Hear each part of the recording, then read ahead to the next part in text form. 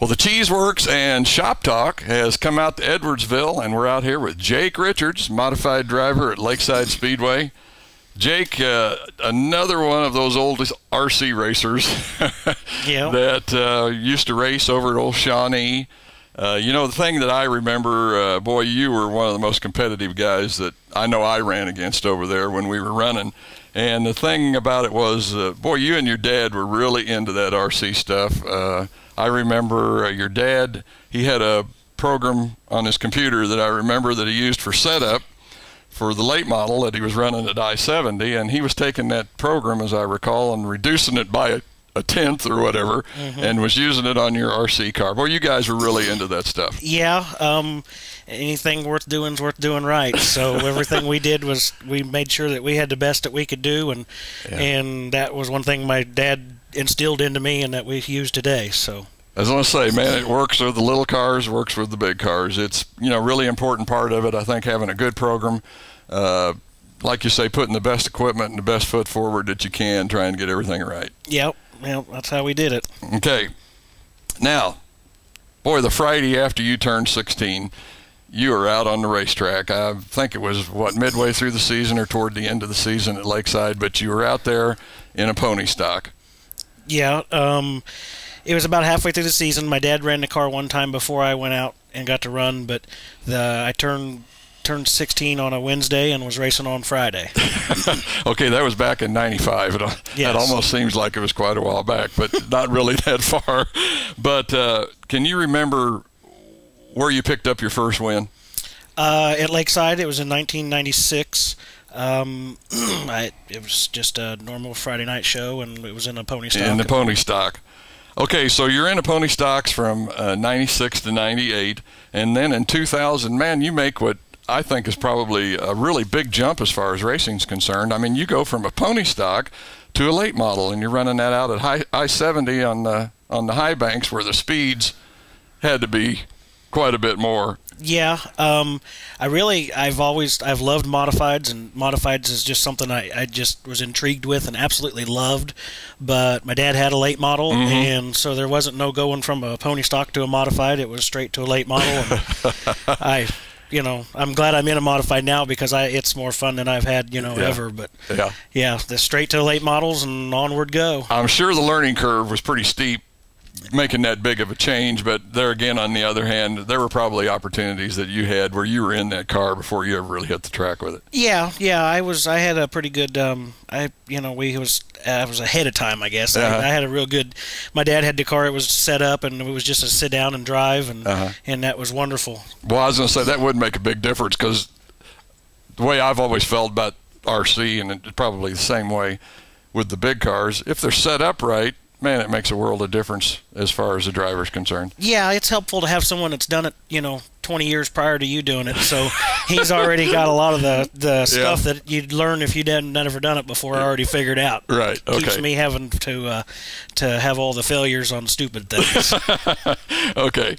Now, go on into 2002, and at that time, your dad decides to get back into racing a little bit, and he's driving a street stock on Friday night, and you're driving the late model on Saturday night at I-70.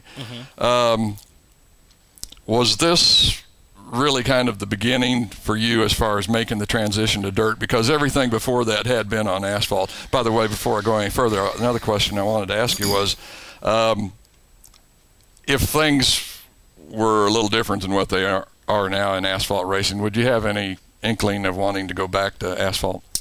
I'd like to try driving on that asphalt late model again now that I've got the experience that I got on dirt. I don't foresee ever even considering doing anything like that on my own budget. It's just too much, and there's not, you got to do too much traveling to do it. Right. Okay. The dirt's wonderful because everything is, you got 10 tracks within a 3-hour radius. It's all right around us, isn't it? Okay, back to the other question. Your dad's running dirt in a street stock, you're running in the late model at I-70. How tough was that to keep two teams like that going at one time? Well, the asphalt side at that time was miserable. We was doing horrible. We didn't have enough money to really put on a good program. We fought and argued, and it really wasn't very enjoyable at all. We were struggling that year, and was on a budget, and we had the street stock that we built for my dad to drive, and it was something he did on Friday night, and I had more fun helping him and watching him race on Friday nights than I had racing on Saturday nights.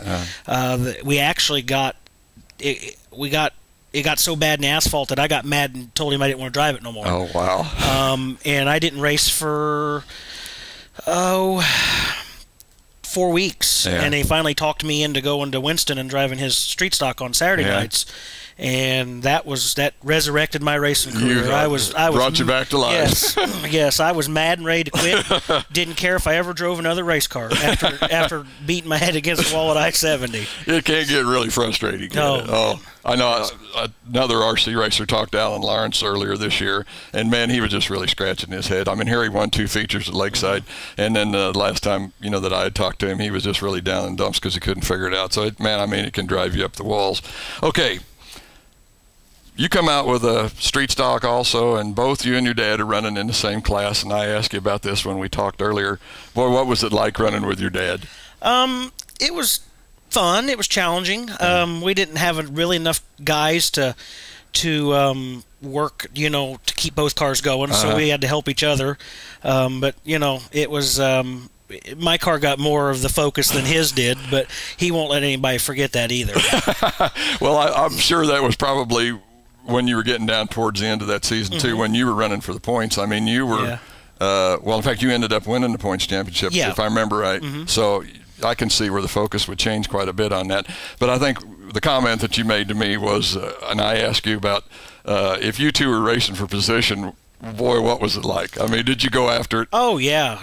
I mean, it was if it was for 12th and 13th, as long as I run 12th and he run 13th, that was all that mattered.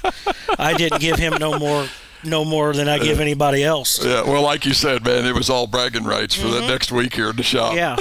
Plus, I had to fix anything I tore up anyway. So. Okay. This year at Lakeside, I believe, well, first of all, let's go back to Valley. You start running the modified at Valley, and you win a points championship out there.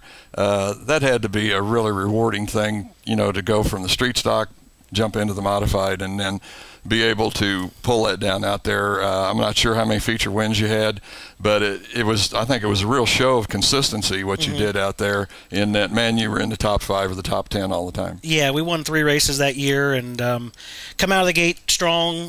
We won our 3 races right, in the first 2 months of the season.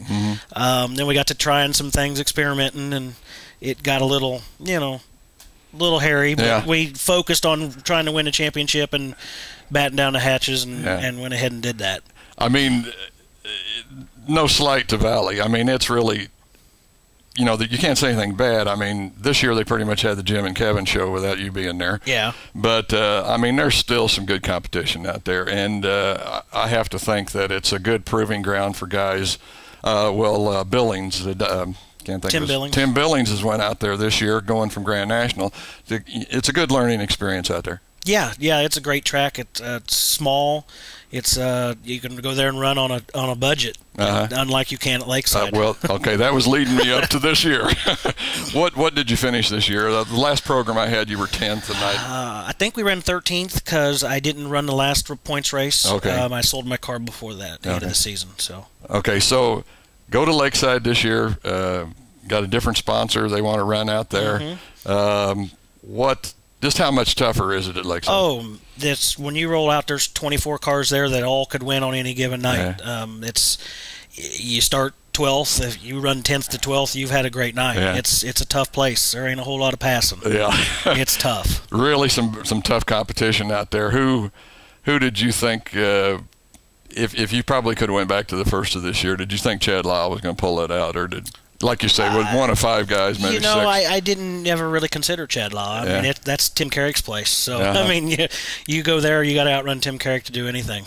Okay, we're running out of time. We need to talk about who's behind Jake Richards and the racing that you do. Max Place Pub and Grub in Edwardsville. They're my main sponsor. They help me out the most, and if it wasn't for them, I wouldn't even have this new car I've got. Sharon's Flowers, K&W Tax Service, Landers Liquors, Call Valley Plumbing, Crosslink Powder Coating. If it wasn't for all of them, I couldn't do it. Man, it's a good memory. Folks, I think we're going to have to wrap